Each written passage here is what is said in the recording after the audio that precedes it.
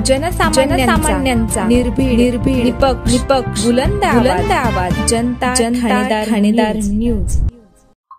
संगमनेर मध्ये गेली 15 वर्षापासून आज तगायत चालू असलेली प्रभात फेरी निघाली।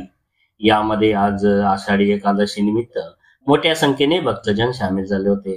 तेव्हा पालखी सोहळा व माऊली माऊली विठ्ठल विठ्ठल जय श्रीराम अशी जय श्रीराम जय जय राम कृष्ण हरी असा नामाचा गजर करत भक्तांनी आनंद घेतला।